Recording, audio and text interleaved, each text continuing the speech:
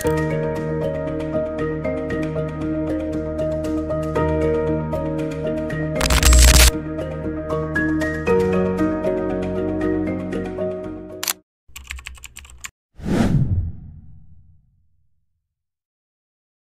nggak lu scrolling Instagram atau TikTok, terus tiba-tiba lu ngeliat teman lu lagi nongkrong di cafe estetik sambil minum kopi fancy? Atau ada teman lu yang baru balik dari trip ke Bali? Gue yakin saat itu juga lu mulai mikir, kok gue nggak kayak mereka ya? Apa hidup gue flat banget? Bro, welcome to the club. Rasa nggak nyaman itu, perasaan seolah lu ketinggalan sesuatu, itu yang disebut FOMO alias fear of missing out. Lu ngerasa ada yang kurang dari hidup lu, cuma gara-gara lu ngeliat highlight kehidupan orang lain. Tapi gue kasih tahu dari sekarang, yang lu lihat itu bukan realita, itu cuma the best part yang mereka pilih buat ditunjukin. Di era digital ini, FOMO tuh makin jadi-jadi. Semua orang sibuk ngepost hidup mereka biar kelihatan seru, sibuk, dan trendy. Padahal realitanya belum tentu seseru itu juga. Lu tuh cuma ngeliat kulit luar, bukan apa yang sebenarnya terjadi di balik layar.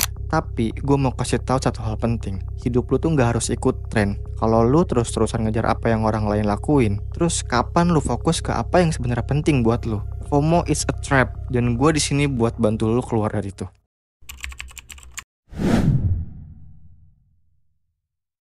Lu pernah mikir nggak, kenapa sih kita ini gampang banget kena FOMO? Kayaknya kalau nggak ngikutin tren atau ketinggalan hype terbaru, hidup tuh jadi kurang valid. Tapi sebenarnya FOMO ini bukan fenomena baru, bro. Istilahnya aja yang modern. Jadi gini, FOMO pertama kali dibahas sama seorang psikolog bernama Dr. Dan Herman di awal tahun 2000-an. Dia bilang gini, FOMO itu lebih dari sekedar takut ketinggalan momen. Ini soal ketakutan kita bakal kehilangan relevansi di mata orang lain. Kita nggak mau kelihatan ketinggalan zaman. Itu sebabnya kita sering maksa diri buat ikutan sesuatu, walaupun sebenarnya nggak sesuai sama kita. Nah, kalau di zaman dulu, FOMO lebih sering muncul dari obrolan langsung, kayak denger cerita temen yang baru balik dari konser atau trip. Sekarang, media sosial bikin semuanya makin parah. Lu sadar nggak? Kita tuh literally dibombardir sama konten highlight kehidupan orang 24/7. Setiap kali lu buka Instagram, TikTok, LinkedIn, atau apapun itu, selalu ada orang yang lagi accomplish something. Dan ini nggak cuma soal liburan atau barang hype, ini tuh menjalar juga ke soal karir, relationship goals, atau bahkan gak hidup sehat. Yang bikin lebih bahaya, algoritma media sosial ini sengaja di-create buat nunjukin konten yang bikin lo engage. Mereka tuh tahu apa yang bikin lo insecure, dan mereka pakai itu buat lo terus scroll. Sadar nggak? Lo tuh bukan cuma konsumsi konten, lo juga dikendalin sama konten. Padahal realitanya, yang lo lihat itu cuma highlight reel. Itu tuh bukan representasi penuh dari hidup mereka. Lo cuma lihat momen bahagianya aja, tanpa lihat struggle atau kegagalan di balik layar. Kayak nonton trailer film yang cuma nampilin adegan kerennya doang, tapi lo nggak tahu apa cerita sebenarnya itu bagus atau enggak. Jadi, gue mau lo inget satu hal. Media sosial itu ilusi. FOMO bukan soal apa yang lo kurangin, tapi soal apa yang lo pikir harus lo punya. Padahal, mungkin itu nggak penting sama sekali buat lo.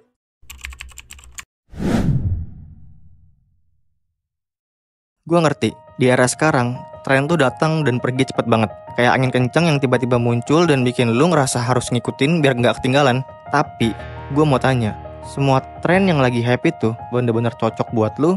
Atau lu cuma ikut-ikutan biar gak ngerasa left out? Contohnya, mungkin dulu semua orang tuh pada ngomongin NFT atau tren fashion absurd yang kadang gue liat, gue juga cuma bisa garuk-garuk kepala doang gitu. Apa lu bener-bener paham soal itu? Atau lu cuma masuk karena teman-teman lu pada ngomongin? Misalnya, lu beli sneaker limited edition cuma karena hype, padahal itu nggak nyaman sama sekali buat lu dipakai. Atau lu ikutin tren diet mahal yang ternyata malah bikin lu tambah stres karena nggak bisa makan enak. Masalahnya, banyak dari kita yang ngejar tren tanpa bener-bener mikirin, apa ini memang buat gua? Apa ini bakal hidup gua jadi lebih baik? Apa bikin gua capek doang ngejar validasi orang lain? Gua mau ingat satu hal, tren itu kayak musim, bro. Datang, lewat, terus hilang. Apa yang lagi keren sekarang bisa jadi basi dalam hitungan bulan, bahkan minggu. Misalnya tren sepeda waktu pandemi, semua orang tiba-tiba jadi pesepeda. Lu lihat sekarang, sepeda tuh pada di gudang tuh, pada berdebu. Jadi gue saranin, sebelum lu loncat ke tren baru, tanya ke diri lu sendiri, ini bener-bener gue mau atau gue cuma takut ketinggalan? Karena pada akhirnya, yang bikin hidup lu bermakna tuh bukan seberapa banyak tren yang lu ikutin, tapi seberapa banyak keputusan yang lu buat, karena itu memang sesuai sama diri lu.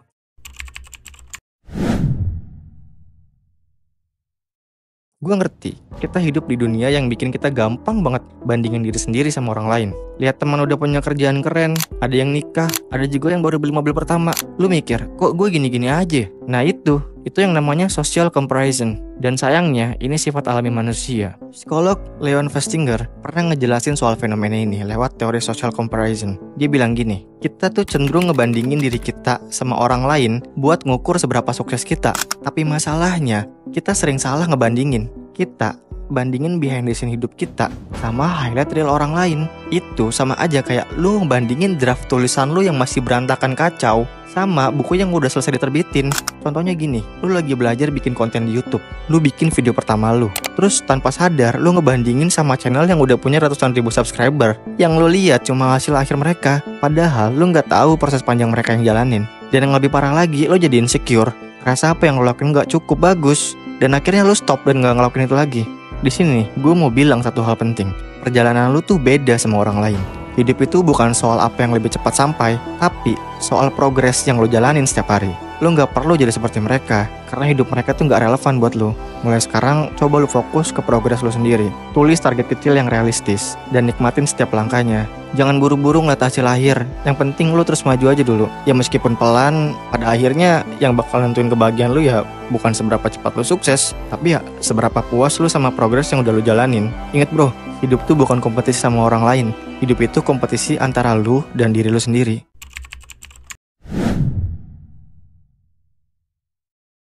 Oke, sekarang gue mau kasih tahu cara paling efektif buat ngelawan FOMO. Karena ya lu gak bisa kontrol tren atau apapun yang orang lain lakuin. Tapi kabar baiknya, lu bisa banget kontrol cara lu bereaksi. Gue kasih 3 strategi sederhana, tapi menurut gue ini powerful banget asal lu ngejalaninnya dengan konsisten. Yang pertama, social media detox. Yap, gue tahu ini susah, apalagi buat kita yang tiap hari hidupnya connect banget sama smartphone. Tapi trust me, lu butuh istirahat dari media sosial. Coba lu perhatiin, berapa banyak waktu yang lu habisin buat scrolling gak jelas gitu, cuma buat ngeliatin hidup orang lain. Dan setelah itu, lu malah overthinking. Mulai dari yang kecil aja bro. Misalnya, lu batasin waktu lu di media sosial sehari cuma 1 jam. Atau lu coba puasa media sosial di akhir pekan. Selama detox, lu bakal sadar, tanpa media sosial pun hidup lu tetap jalan. Bahkan, lu lebih bisa fokus ke apa yang benar-benar penting buat lu. Kedua, define your own goals. Ini kunci yang paling penting.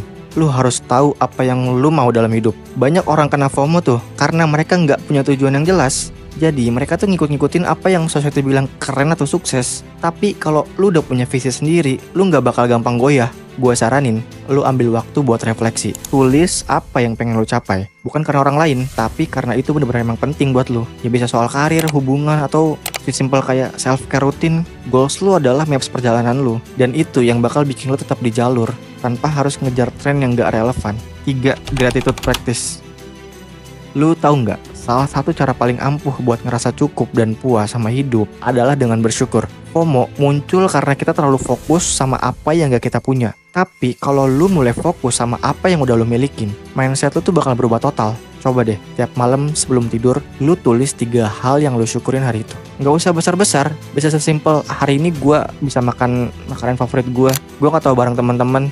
Ya sesimpel itu aja. Tapi ini powerful banget kalau lu ngelakuinnya dengan konsisten. Dengan lu belajar bersyukur, FOMO perlahan bakal kehilangan kekuatannya sendiri. Ingat bro, hidup itu bukan soal ngejar apa yang orang lain punya. Hidup itu soal gimana lu bisa stay true to yourself, menjalani hidup sesuai nilai tujuan yang lu percaya. Dengan strategi ini, lu tuh gak cuma bakal bebas dari FOMO, tapi lu juga bakal ngerasa lebih puas dan bahagia sama hidup lu sendiri.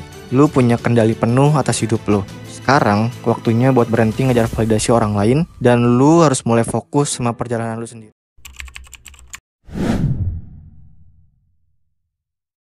So, bro, gue mau nutup pembahasan ini dengan sesuatu yang penting banget. Hidup itu bukan lomba lari. Yaps, kita sering banget ngerasa hidup ini balapan. Siapa yang lebih dulu sukses, siapa yang lebih dulu dapat kerja, dan siapa yang lebih dulu nikah. Tapi realitanya, gak ada garis finish yang harus lo sampein lebih cepat dari orang lain.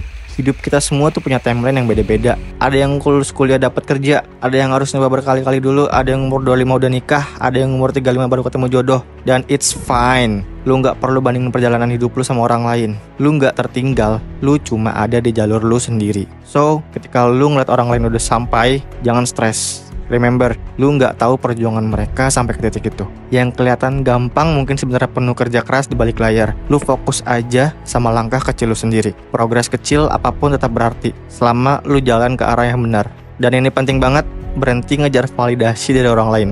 Karena pada akhirnya yang bikin hidup lu berharga bukan opini orang lain, tapi gimana cara lu ngejalanin hidup lu sesuai dengan nilai dan tujuan lu sendiri. Hidup lu gak butuh stempel approved dari siapapun. So, mulai sekarang, next time lu ngeliat feed media sosial yang bikin lu mikir, kok gue gak kayak mereka? Lu tampar pipi lu 3 kali, terus lu bilang hidup gue udah cukup keren selama gue tahu apa yang gue mau dan gue kerja keras buat itu. Remember, life is not a race, it's a journey. Enjoy it one step at a time.